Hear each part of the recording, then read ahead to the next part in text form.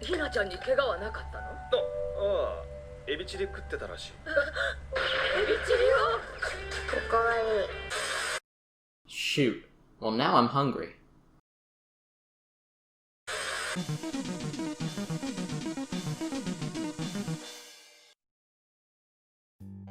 Ebi chili is one of those dishes I've seen pop up in anime from time to time in shows like Squid Girl or Hinamatsuri.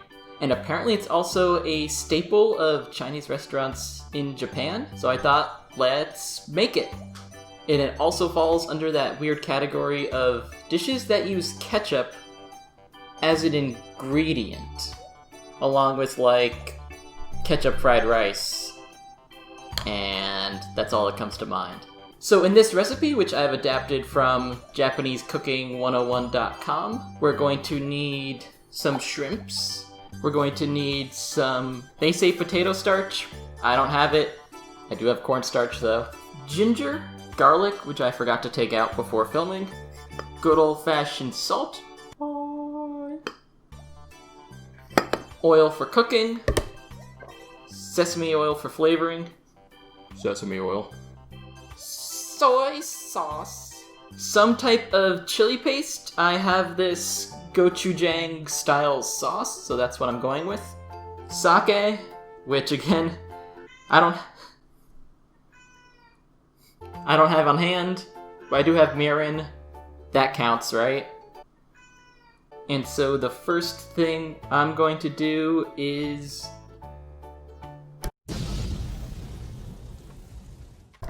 shrimp. I don't know what I'm doing today. So as I was saying, first thing we're going to do is a process which they claim reduces the fishiness of shrimp, which I'm slightly inclined to believe. I've done one method with salmon that's kind of similar, although it doesn't use cornstarch, which is what we're doing here. Not only do I not have measuring spoons nearby, I'm also terribly unprepared. So 1 tablespoon of the starch du jour goes over our 16-ish shrimp.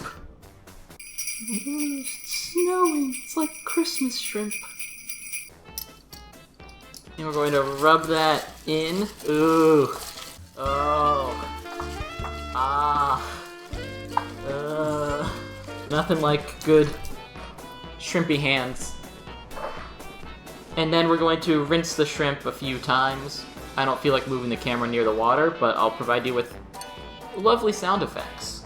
Ready?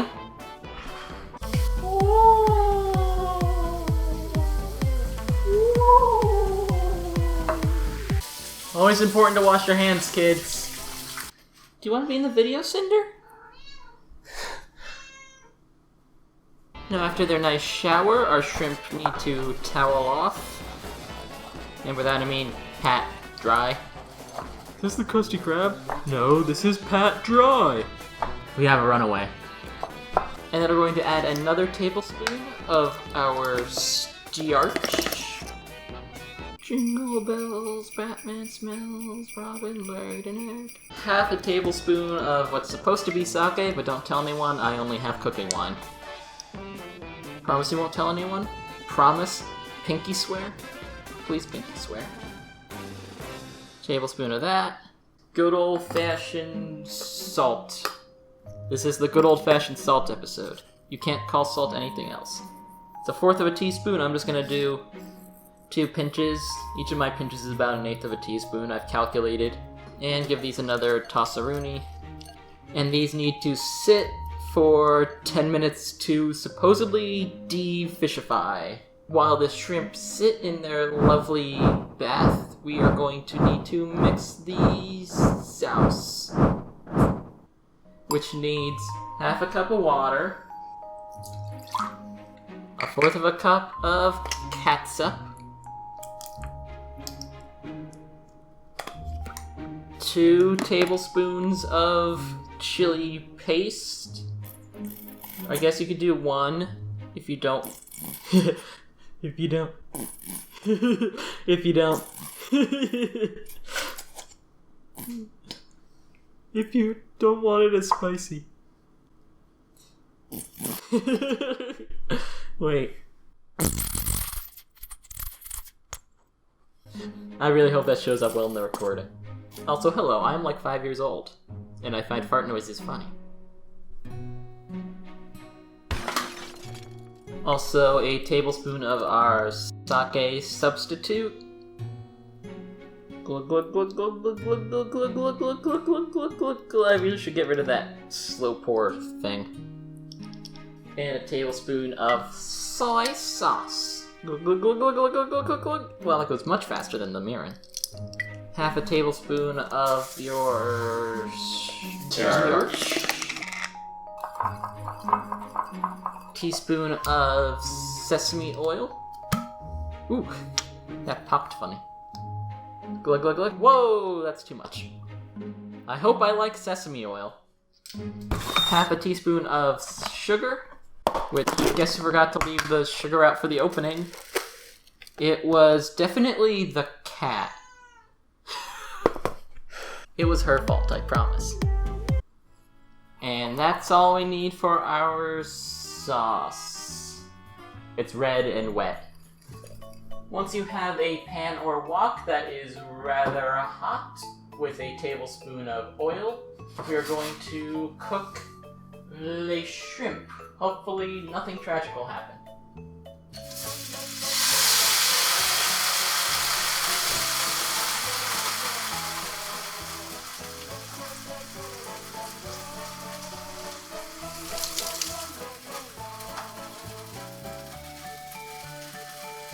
With a new tablespoon of oil,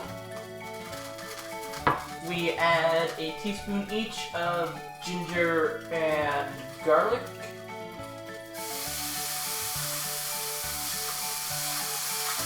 And cook until fragrant. That already smells pretty fragrant to me. And the sauce.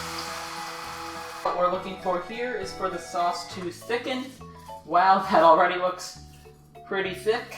I'm just gonna give it a moment longer. Hello, cat. And then toss in our shrimp and warm through. Come on, Tongs. You can do anything, Tongs. Oh well. I'm not quite sure what to serve this with, but for some reason something warm and green made sense. Which to me means steamed broccoli! Let's give one a try.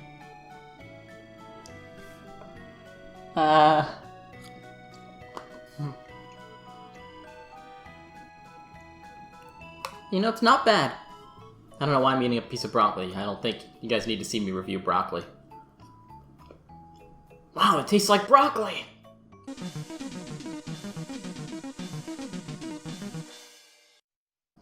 Not bad. It's simple, easy, and tastes okay.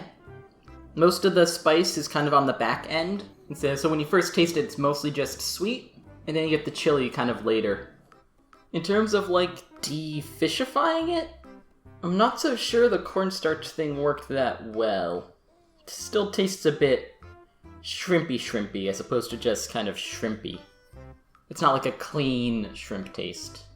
The sauce is maybe a little looser than I would like. I was hoping for something more General Tso's cling to everything, including your ribs consistency. And I think I didn't cook enough shrimp because there's a lot of extra sauce, but hey, you can toss the broccoli in that, I guess. I think this could be kind of a pantry refrigerator staple for me in the future. Because I almost always have frozen shrimp on hand. I have ketchup. And I tend to have some form of gochujang, and that's all you kind of really need. Everything else is just secondary. In combination of ease of use, flavor, and yeah, I guess that's it. I'm going to give this a rating of incredible out of Are You Squidding Me? Which, if you want to translate it, out of weird squid puns that don't make any sense in this episode about shrimp, 7 out of 10 shrimps. Which is exactly how many are left on my plate, so I think it's appropriate. Thank you very much for watching this episode of... I think I'm putting this under Nerd Cuisine. So I guess I'll end by saying, let Nerd Cuisine reign supreme. Thank you for watching. And don't forget to...